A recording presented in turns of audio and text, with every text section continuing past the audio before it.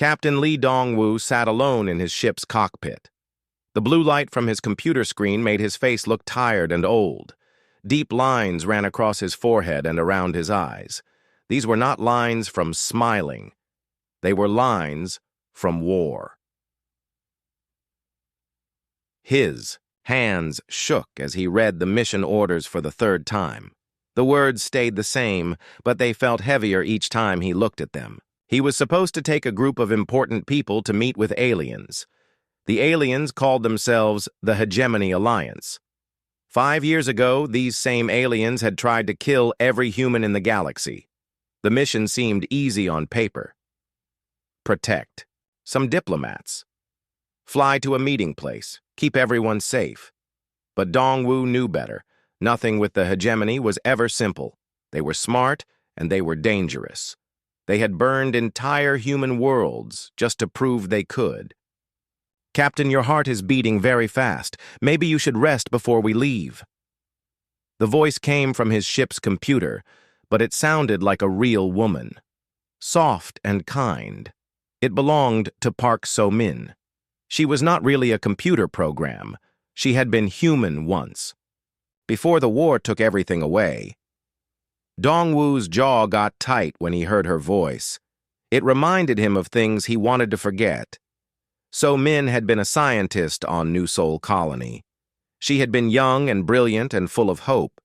Then the hegemony came and turned that world into ash and fire. "I'm fine, So-min. Check all the ship's systems." There was a pause. So-min's voice carried something that computers were not supposed to have. Doubt, fear, memory. She was not just any artificial mind. She carried the thoughts and feelings of the woman she used to be. In her last moments as the colony died around. Her doctors had saved her mind by putting it into Dong-woo's ship. "All systems are working correctly, Captain. But I have to ask, are you sure we should take this mission?" Through the big window of his cockpit, Dong-woo could see Earth. It looked like a blue marble floating in the black of space. Beautiful, but hurt. The war had killed 1/3 of all humans. The peace that came after felt weak, like it might break if someone looked at it wrong. Dong-woo touched a button on his control panel. "This is Captain Lee Dong-woo calling Earth Command. I have read the mission orders. The ship Indomitable Spirit is ready to go." The ship's engines began to hum with power. Deep vibrations ran through the metal walls and floors. Dong-woo felt the familiar weight of acceleration as they left Earth's gravity behind. But he could not shake a bad feeling in his chest. This mission was going to force him to remember things he had spent 5 years trying to forget. In the reflection of his computer screen, he saw So-min appear for just a moment. A ghostly image of a young woman with sad eyes. She was a reminder of promises he had made and friends he had lost. So-min had not just been any scientist. She had worked on humanity's most secret project. A weapon so terrible that even thinking about it made Dong-woo feel sick. The weapon was supposed to save them all. Instead, it had shown them what monsters they could become. The Phoenix Project was buried with New Seoul. At least that was what everyone believed. The plans were destroyed. The scientists were dead. The prototype had been lost when the colony fell. But Dong-woo knew secrets had a way of staying alive even when everything else died. "Captain, I am detecting something strange in your body temperature and breathing. You are thinking about the old days again." So-min always knew when his mind went back to the war. She had been there for all of it. She remembered the same things he did. The same mistakes, the same losses, the same guilt that never went away no matter how much time passed. "The war is over, So-min. We won. The humans survived. Did we win, Captain? Or did we just live long enough to sign a peace treaty?" That was the question that kept Dong-woo awake at night. The hegemony had stopped fighting, but they had never said they were sorry. They had never explained why they wanted to kill every human in the galaxy. They had just stopped shooting and agreed to talk. The peace treaty was signed in Earth's orbit 5 years ago. Since then, both sides had kept to their own space. Humans rebuilt their damaged worlds. The hegemony did whatever aliens did when they were not trying to commit genocide. Neither side trusted the other, but both sides were too tired to keep fighting. Now someone thought it was time for real peace talks. Someone believed humans and aliens could learn to live together. Dong-Wu was not sure if that someone was brave or just stupid. His ship moved through space toward the meeting point. Behind him, Earth got smaller and smaller until it was just another star. Ahead of him waited the unknown. The hegemony had agreed to these talks, but that did not mean they came in peace. It might be a trap. It might be the first step toward another war. So, Min, do you think the hegemony really wants peace? I think they want something, Captain. Whether it is peace or something else, I cannot say. But I am worried about what they might do if they think humans are weak. Dong-Wu nodded. The hegemony respected strength. During the war, they had only retreated when humans showed they could fight back just as hard. If the aliens thought this peace mission was a sign of weakness, they might decide to finish what they started 5 years ago.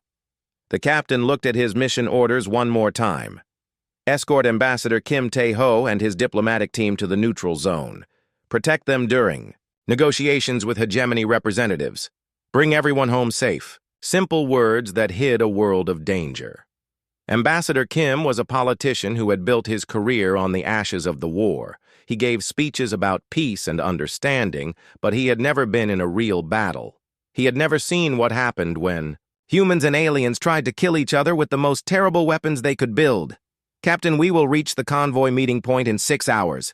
The ambassador's ship, Harmony's Dawn, is already waiting for us along with 2 escort ships. 6 hours to prepare for a mission that could save the human race or destroy it. 6 hours to get ready for whatever the hegemony had planned. 6 hours to make peace with ghosts that would never leave him alone. Dong-Wu closed his eyes and tried to rest. But even with his eyes closed, he could see the fires of new soul burning in his memory. He could hear the screams of people who had trusted him to keep them safe. He could feel the weight of decisions that had seemed right at the time, but felt like sins now. The indomitable spirit flew on through the darkness, carrying its crew toward an uncertain future. In the ship's computer systems, So-Min watched over them all like a guardian angel made of electricity and memory. She had died once to save others. Now she lived again to guide them through whatever came next. The mission had begun, but where it would end, nobody could say. 3 days into their journey, Captain Lee Dong-Wu watched the diplomatic convoy move through space like a small parade of metal fish. The flagship Harmony's Dawn led the way with its bright white hull and peaceful symbols painted on its sides. 2 smaller escort ships followed behind, keeping a careful distance. The ships looked calm and safe, but Dong-Wu knew looks could lie. During the war, he had learned that the most dangerous enemies often came disguised as friends.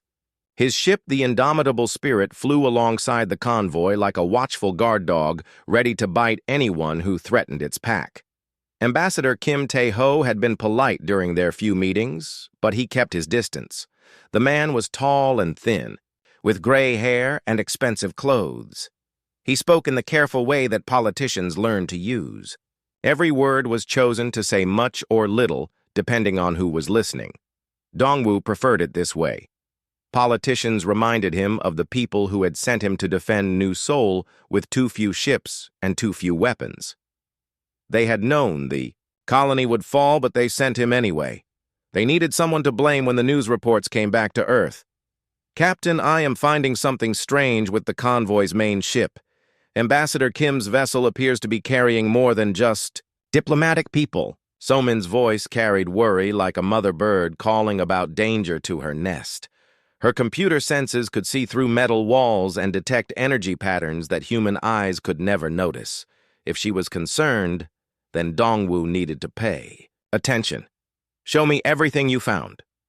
The screen in front of him filled with numbers and pictures that told a story he did not like. The Harmony's Dawn had hidden rooms that were not on any official ship plans. Strange energy readings came from areas that should have been empty storage space. The crew list had names that did not match the people actually on board, so Min run a deep scan on all the convoy ships. I want to know what they are really carrying. Scanning. Now, Captain. This may take a few minutes to penetrate their security systems. While he waited, Dongwu thought about what kind of diplomatic mission needed to hide things from its own escort ships. Real peace talks should be open and honest. Secret cargo suggested secret plans, and secret plans usually meant trouble for everyone involved. The scanning results appeared on his screen like pieces of a puzzle falling into place. Hidden among Ambassador Kim's diplomatic team were people who should have been dead or at least retired from anything involving aliens. Scientists who had worked on humanity's most classified projects.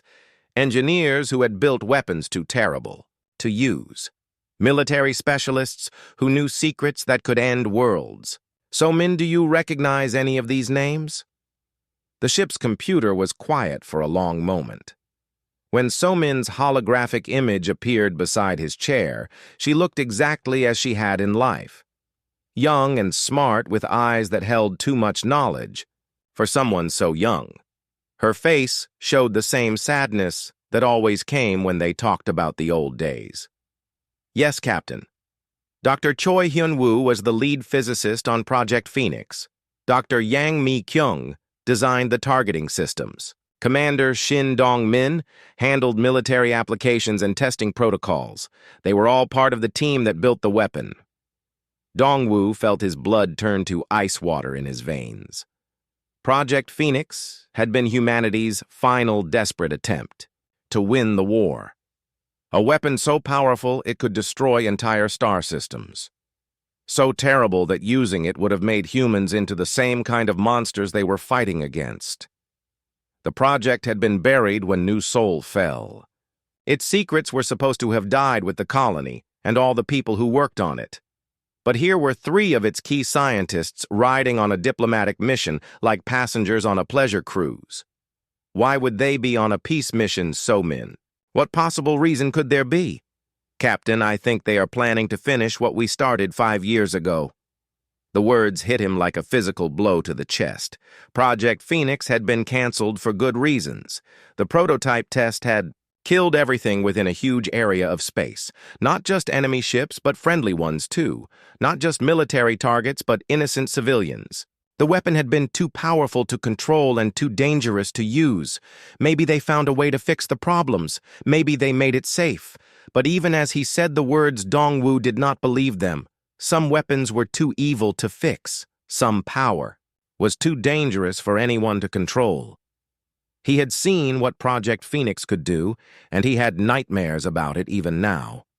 Through his ship's window, the stars looked cold and distant. Each point of light might be a sun with planets full of living beings.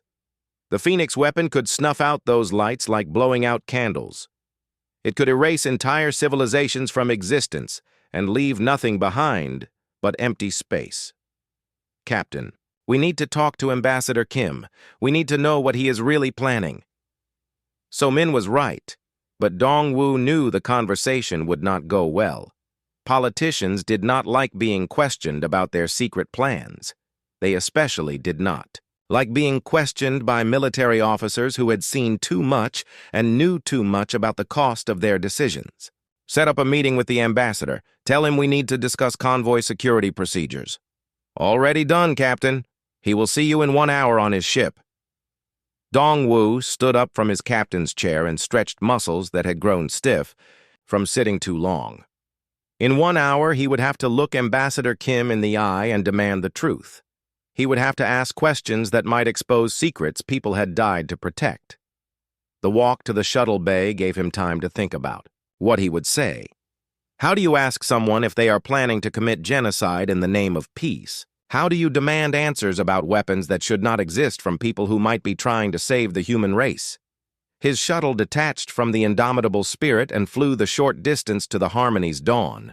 The ambassador's ship looked peaceful on the outside, but Dongwu now knew it carried the seeds of destruction in its hidden cargo holds. Scientists who remembered how to build the most terrible weapon humans had ever created. The airlock cycled open with a soft hiss of equalizing pressure. Ambassador Kim waited on the other side with a smile that did not reach his eyes. Behind him stood two security guards who tried to look casual, but whose hands stayed close to their weapons. "Captain Lee, welcome aboard. I trust your ship is finding no problems with our convoy formation." "No problems with the formation, Ambassador. But I do have some questions about your passenger manifest." The smile faded from Kim's face like snow melting in the sun. His eyes became hard and calculating. The look of a politician who had just realized someone knew his secrets. "Perhaps we should speak privately, Captain. My cabin is just down the hall."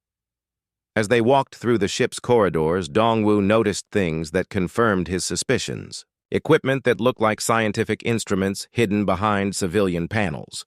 Crew members who moved like soldiers trying to pretend they were diplomats. The ship might have peaceful symbols painted on its hull, but it was definitely not just a diplomatic vessel. Ambassador Kim's cabin was large and comfortable with expensive furniture and artwork from Earth. The man gestured for Dongwu to sit in a chair across from his desk, but the captain remained standing. This was not a social visit. "Captain, I believe you have some concerns about our mission." "I have concerns about why 3 Project Phoenix scientists are on a diplomatic mission, Ambassador. I have concerns about what you are really planning to do when we meet with the hegemony." The politician's mask slipped completely. His face became grim and tired, like a man carrying a weight too heavy for his shoulders. When he spoke, his voice held none of its earlier smoothness. "Captain, the hegemony is not coming to these talks to make peace. Our intelligence says they are planning a final attack on Earth within 6 months. They want to finish what they started in the war." The words hung in the air between them like a death sentence. If Kim was telling the truth, then this diplomatic mission was not about peace at all. It was about survival. But survival at what cost? Ambassador Kim walked to the large window in his cabin and stared out at the stars.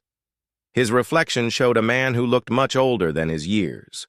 The weight of terrible decisions had carved lines in his face, like water cutting through stone. "Captain, you need to understand the full situation. The hegemony is not coming here to talk about peace. They are coming to see us surrender. Our spies tell us they plan to attack Earth in 6 months with everything they have left." Dongwu felt his stomach drop like he was falling through space without a ship. The peace talks were a trap. The aliens had never intended to make real peace with humanity. They just wanted to watch humans beg before they finished the job they started 5 years ago. "If that is true, then why are we here, Ambassador? Why not just prepare our defenses on Earth?" Kim turned away from the window, and his eyes held the kind of desperate hope that came before terrible choices. "Because, Captain, we have found a way to end this war forever. The Phoenix Project was not abandoned. It was perfected." The cabin door opened, and 3 people walked in. Dr. Yang Mi-kyung was a small woman with gray hair and hands that shook slightly from years of working with dangerous radiation. Dr. Choi Hyun-woo was tall and thin with the pale skin of someone who spent too much time in underground laboratories. Commander Shin Dong-min looked like a soldier trying to pretend he was a scientist. "Captain Lee, we have solved the problems with the original weapon design." Dr. Yang spoke in the careful voice of someone explaining something very important. "The new Phoenix device can target specific genetic patterns. It will only affect the hegemony races. Human DNA will be completely unharmed." Dongwu felt So-min's presence surge through his communication earpiece.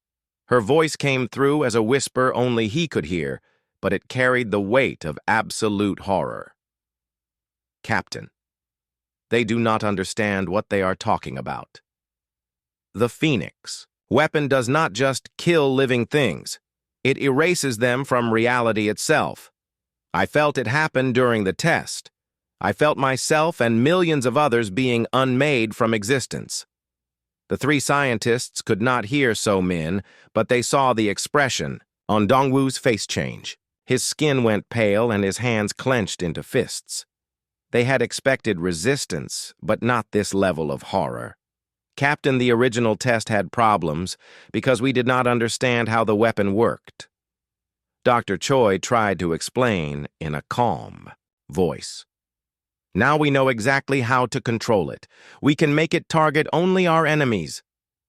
There has to be another way. Dong-Wu said the words quietly, but they filled the cabin like thunder.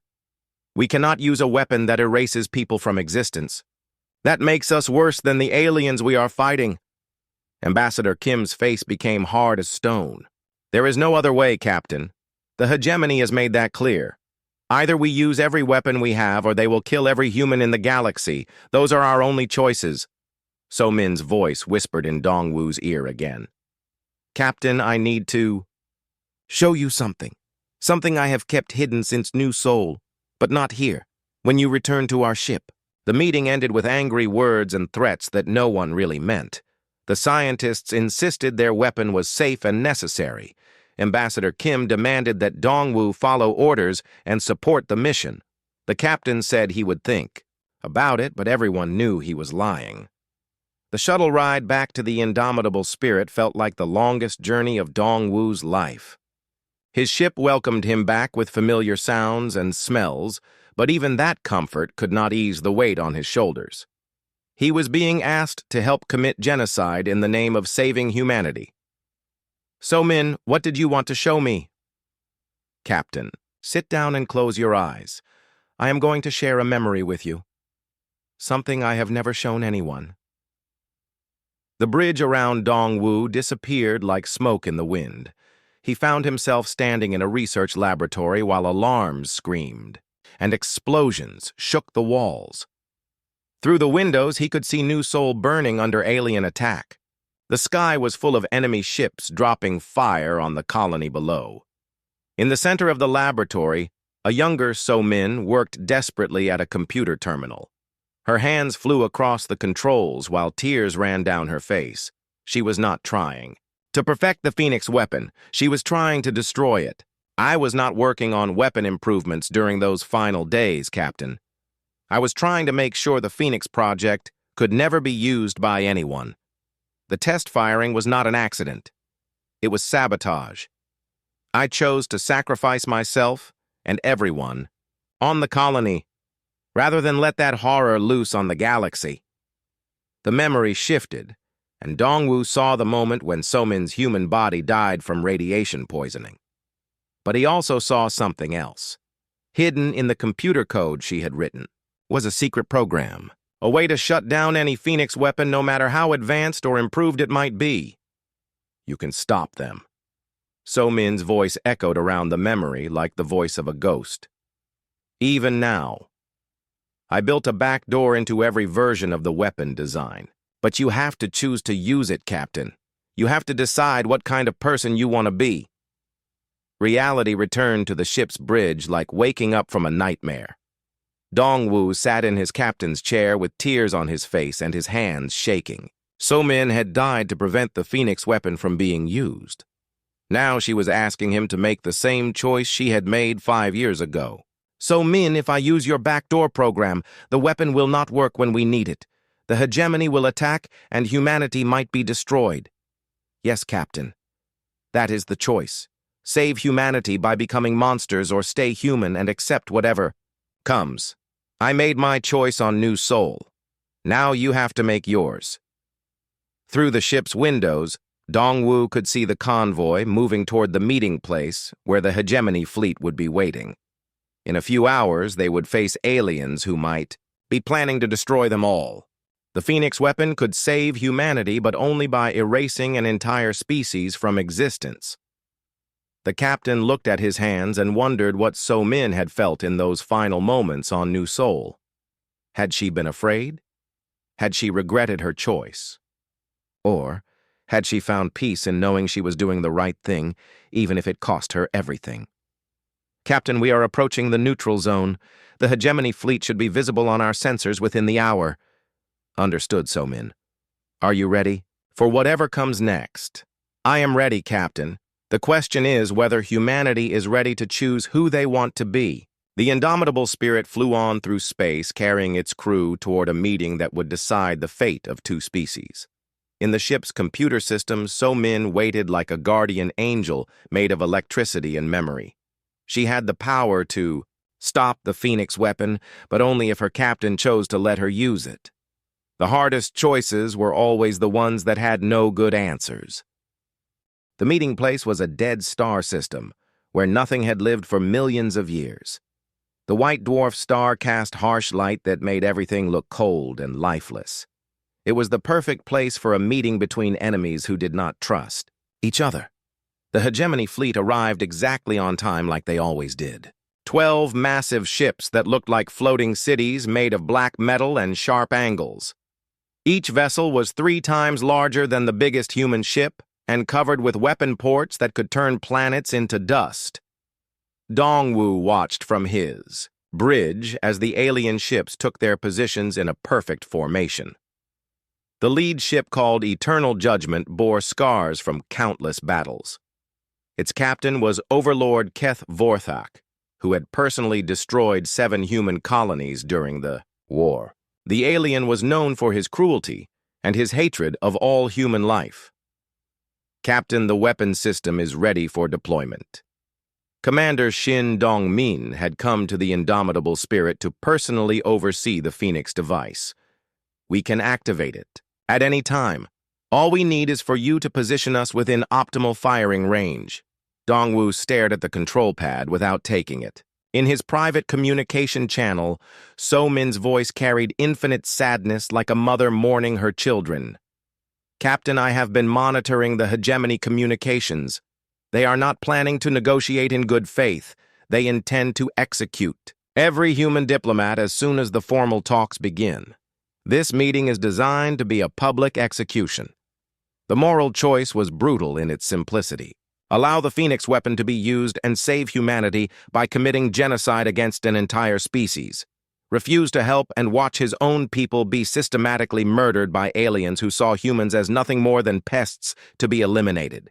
So-min, is there any chance the hegemony will honor a real peace agreement if we offer one? The AI was silent for a long moment as she processed intercepted alien communications and cultural analysis data. When she spoke, her voice held no hope at all.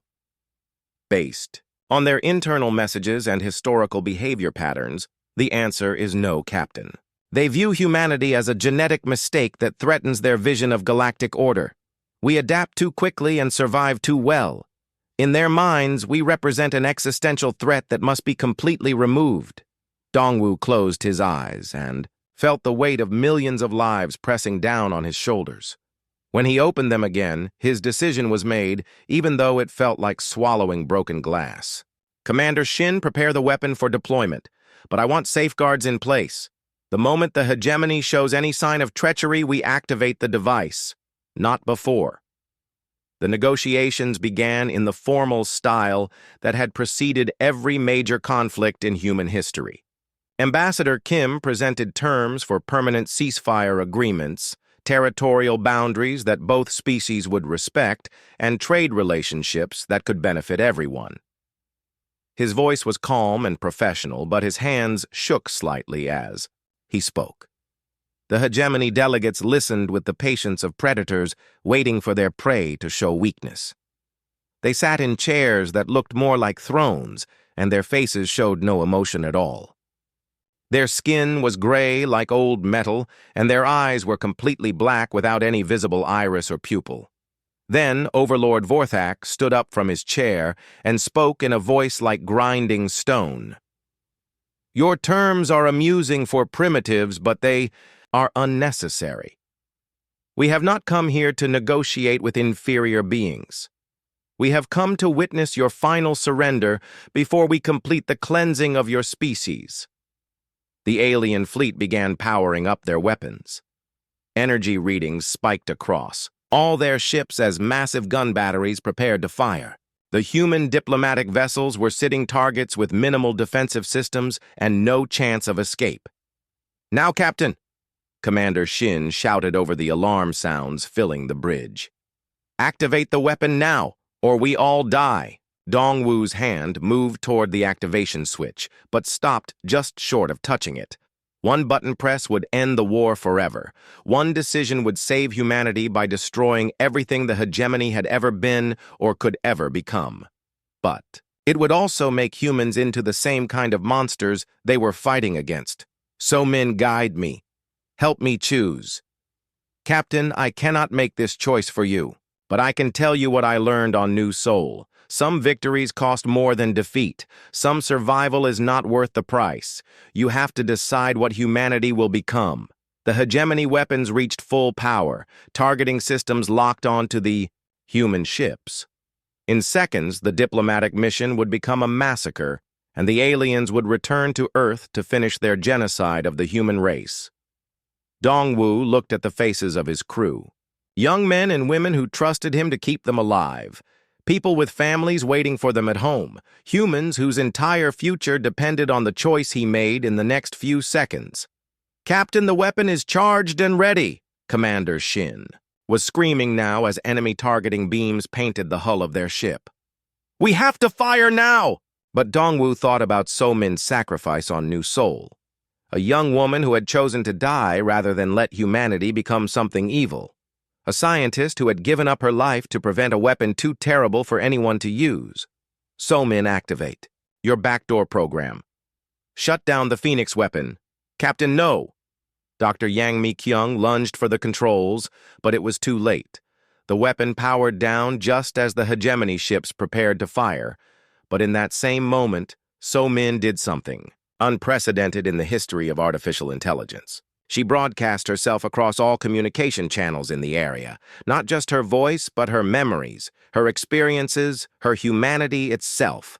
Every ship in both fleets suddenly heard the testimony of New Soul's last survivor. They felt her, pain as the colony burned. They experienced her loss as friends and family died around her. They understood her desperate hope that something better was possible even in the darkest hour. The alien crews felt human emotion for the first time in their lives, not as weakness to be exploited, but as strength that could transcend death itself.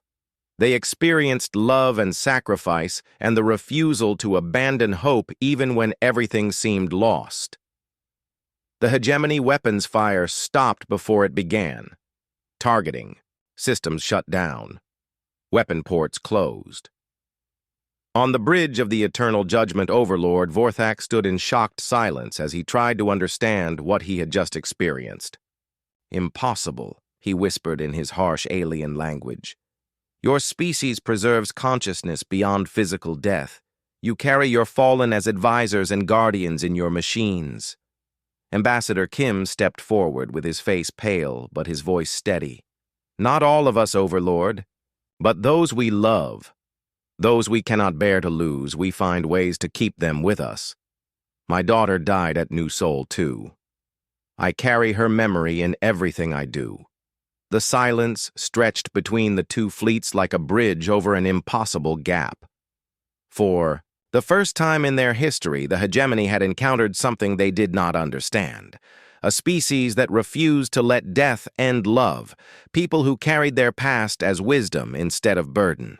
Your dead counsel you in war and peace. Vorthak's voice held wonder now instead of hatred. This changes much about how we see your kind. Dongwu felt So-Min's presence warm around him like sunlight after a long winter. She had found a way to save both species without destroying either one. Her sacrifice on New Soul had taught her that some things were more important than survival. Now she had taught the same lesson to humanity's greatest enemies. The choice between survival and soul had been made. Humanity had chosen to remain human. Time seemed to stop as both fleets floated in the harsh light of the dead star. The hegemony ships held their weapons ready, but did not fire. The human vessels waited like small birds, facing a pack of wolves who had suddenly lost their appetite for hunting. On the bridge of the indomitable spirit, every person held their breath. Commander Shin Dong-min stared at the deactivated Phoenix weapon controls with the look of a man watching his last hope die. Dr. Yang Mi-kyung sat in a chair with tears running down her face as she realized their ultimate weapon would never fire. But Captain Lee Dongwu felt something he had not experienced in 5 years. peace, not the nervous quiet of a temporary ceasefire, but real peace that came from making the right choice even when it might cost everything. So Min, what happens now? The AI's presence filled the ship like warm light touching every corner of the vessel. Her voice carried hope instead of the sadness that had marked her existence since New Soul. Now, Captain, we find out if the hegemony can change as much as humanity has. They have felt what it means to love someone beyond death. The question is whether that experience will transform them or just confuse them. On the main communication channel, Overlord Vorthak's voice crackled, with static and uncertainty. The alien commander had lived for over 200 years without ever questioning his people's belief that death was absolute and final. Now he had experienced the memories of a human who had died but continued to exist as more than just data in a computer. Human ambassador, your companion spirit speaks of sacrifice for others. She chose death rather than allow a weapon to be used. This concept is difficult for my kind to understand. Ambassador Kim found his diplomatic training finally useful for something more important than political maneuvering. Overlord, among humans, love does not end with death. We carry our loved ones forward in memory, and when possible in other ways. So Min gave her life to prevent terrible destruction. Now she helps us avoid making the same mistakes. Dr. Choi Hyun-woo stood up from his position at the weapon controls. The elderly scientist looked like he had aged 10 years in the past few minutes. Overlord, we brought the Phoenix device here because we believed you intended to destroy us. All. We thought we had no choice but to strike first. Your belief was correct, human scientist. We came here to witness your surrender before completing the extinction of your species. But the companion spirit has shown us something we did not expect. Your people preserve wisdom from those who have died. They continue to learn from their fallen. The communication channel filled with the sounds of rapid conversation in the alien language. Dong-woo could not understand the words, but the tone suggested heated debate among the hegemony leadership. Some voices sounded angry, while others carried notes of confusion or even wonder. Finally, Vorthak spoke again. Ambassador Kim, we must understand this phenomenon better. How do your dead continue to guide the living? How do they maintain individual consciousness after biological termination? Ambassador Kim looked toward the indomitable spirit, even though he could not see So-min's holographic form. Would you be willing to speak with them directly, So-min, to help them understand what you have become? I would be honored, Ambassador. Perhaps if they understand how human consciousness can survive death, they will see us differently. Not as a threat to be eliminated, but as a people who have found a way to make love stronger than mortality. So-min's voice filled all the communication channels as she spoke directly to the assembled fleets. She told them about her life as a human scientist working to protect her people. She described the moment she chose to sacrifice herself rather than allow a terrible weapon to be completed. She explained how her consciousness had been preserved in the ship's computer systems and how she continued to serve as advisor and guardian to those she loved. But most importantly, she shared the emotions behind her choices, the love that made sacrifice worthwhile, the hope that kept her fighting even after death, the faith that people could choose to be better than their worst impulses. Even when survival was at stake, the hegemony fleet listened in absolute silence. For a species that viewed death as the ultimate end, this revelation challenged everything they believed about existence and meaning. If consciousness could survive beyond biological death, then maybe their assumptions about strength and weakness needed to be reconsidered. Companion spirit So-min. Vorthak's voice held a note of respect that had not been there before. You chose to destroy your own species' ultimate weapon, rather than see it used for mass destruction. This suggests your people value principles above survival. Not all humans would make that choice, Overlord, but some of us believe that how we survive is more important than whether we survive. A victory built on genocide would poison everything that came after it. More alien voices joined the conversation as different hegemony commanders began asking questions. They wanted to understand how consciousness preservation worked. They asked about the ethical implications of carrying the dead as advisors. They wondered if their own species might benefit from similar technology. Dr. Yang Mi-kyung found herself explaining the technical aspects of consciousness transfer, while Dr. Choi discussed the philosophical questions about identity and continuity of self.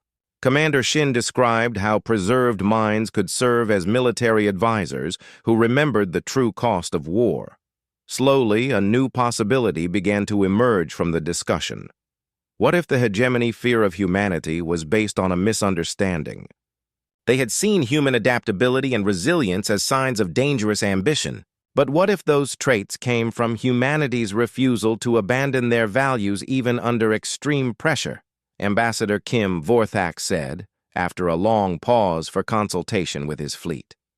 We propose a different kind of negotiation, not surrender, terms or territorial boundaries, but an exchange of knowledge.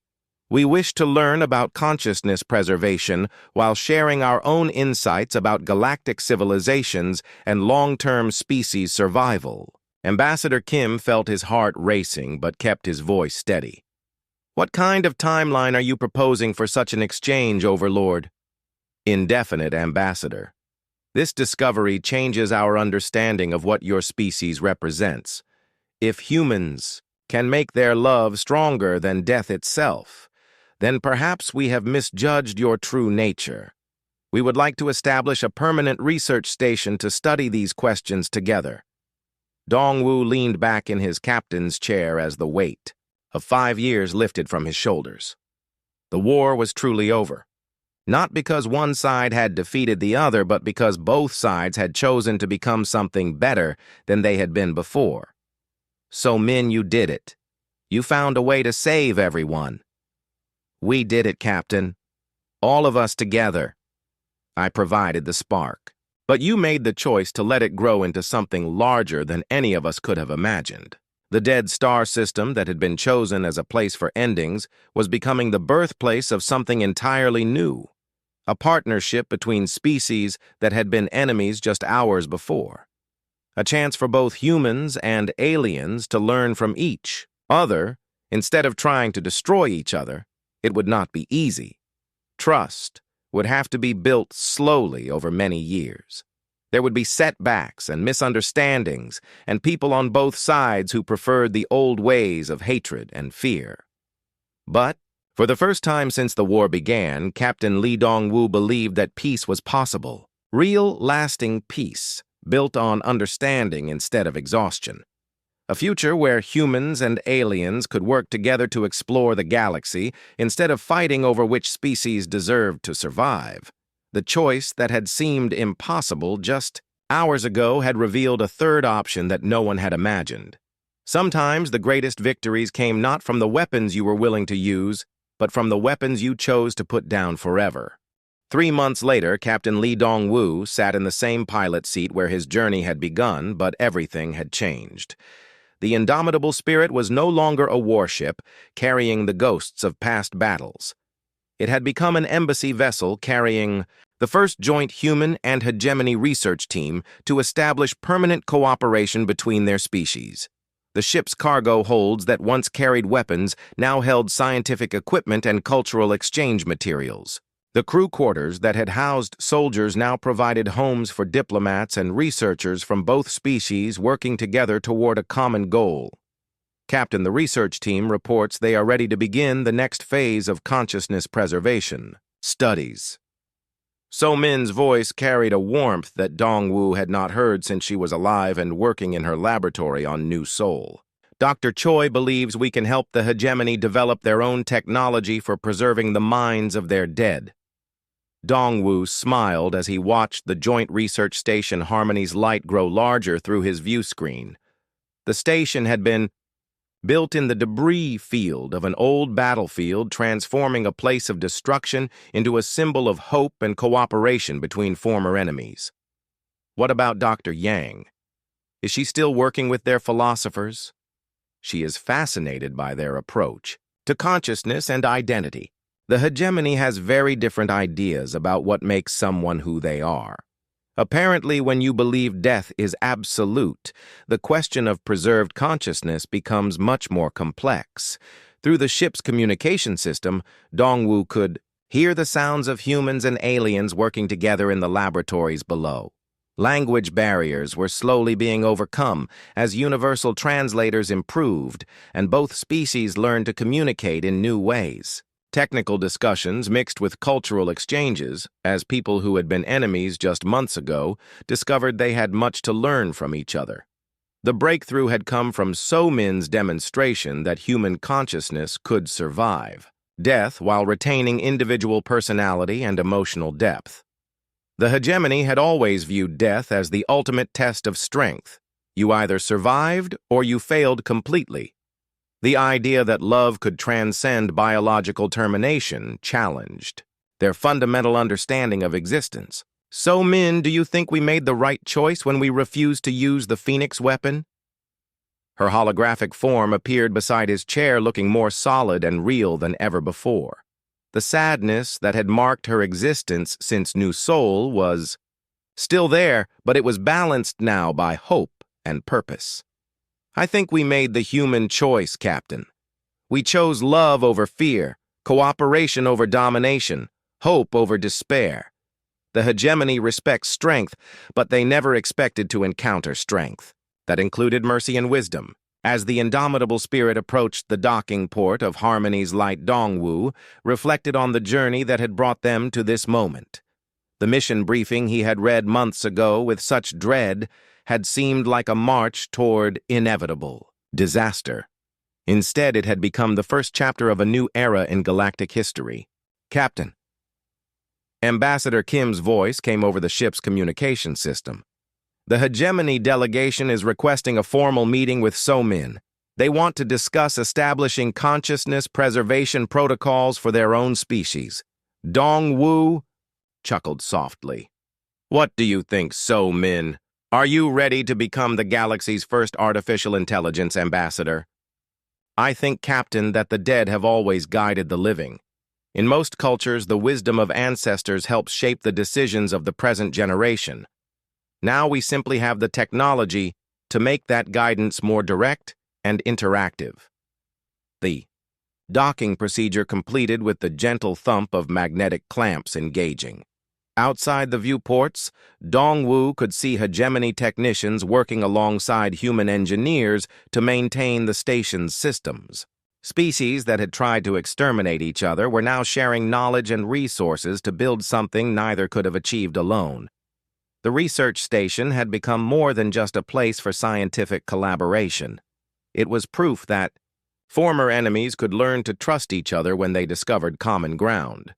The hegemony's fear of human adaptability had turned into respect for human resilience. Humanity's terror of alien aggression had transformed into appreciation for alien precision and long-term thinking. But the most important change was philosophical rather than technological. Both species had been forced to reconsider their assumptions about survival and success. The hegemony learned that preserving consciousness after death was not a sign of weakness, but of love, too strong to be defeated by biology.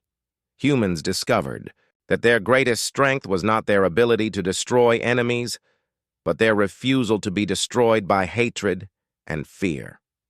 Captain, So-Min said as they prepared to disembark, I want you to know that I am proud of the choice you made. When the moment came to decide between survival and principles, you chose to remain human. That decision saved more than just our two species. It saved the idea that love can be stronger than death. Dongwu stood up from his captain's chair and straightened his uniform. In a few minutes, he would walk into the research station where humans and aliens were working together to unlock the secrets of consciousness and identity.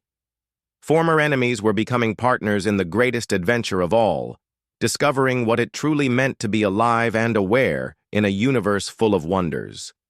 So-Min, do you think other species will want to join this partnership? I think, Captain, that news of what we have accomplished here will spread throughout the galaxy. Other civilizations will want to understand how consciousness preservation works and what it means for their own cultures. Some will be frightened by the implications, while others will be excited by the possibilities. The airlock opened with a soft hiss of equalizing pressure. Beyond the threshold lay corridors filled with the sounds of different species working together toward common goals. Laboratories where human creativity combined with alien precision to push the boundaries of knowledge. Meeting rooms where diplomats and scientists planned expeditions to contact other civilizations and share what they had learned. As Dongwu walked through the station, he saw children from both species playing together in the recreation areas. Human children teaching alien youngsters games from Earth, while hegemony youth shared stories about their home worlds among distant stars. These children would grow up in a galaxy where cooperation between species was normal instead of miraculous. The Central Command Center of Harmony's Light offered a view of the entire star system through massive transparent walls. Earth was visible as a small blue dot in the distance, while hegemony worlds appeared as points of light near other stars. Between them, ships from both species traveled back and forth carrying people and ideas and dreams of an even better future. Captain Lee, Overlord Vorthak, approached with the careful respect that had replaced his former hostility. Your companion spirit has agreed to help us establish consciousness preservation facilities on our home worlds. This technology will revolutionize how our people understand death and meaning. Dongwu nodded with satisfaction. I am glad we could help, Overlord. So-Min has always believed that knowledge should be shared rather than hoarded. Indeed, Captain. We have also received communications from 3 other galactic civilizations expressing interest in joining our research partnership. It seems the news of our cooperation has traveled faster than we anticipated. The future stretched ahead like an open book waiting to be written. There would be challenges and setbacks as more species joined the partnership. Some would try to use consciousness preservation technology for selfish purposes, while others would struggle with the philosophical implications of life after death. But Dongwu was confident that the foundation they had built was strong enough to weather any storm. It was based not on mutual fear or temporary advantage, but on the recognition that all thinking beings shared certain fundamental desires: to be understood, to be remembered, and to leave something meaningful behind for future generations. The indomitable spirit would continue to serve as an embassy vessel carrying diplomats and scientists between worlds that were learning to trust each other. In the ship's computer systems, So-Min would remain as a bridge between life and death, proof that love could transcend any boundary, including mortality itself. The seasoned pilot had read his final mission orders and discovered they led not to an ending, but to a beginning. His trusted ship no longer carried dark memories, but bright hopes for a future where the living and the dead could work together to make the galaxy a better place for everyone. In the end, it had not been humanity's capacity for destruction that saved them, but their refusal to let destruction define who they were. The greatest victories came not from the weapons you were willing to use, but from the courage to put those weapons down and choose a different path forward.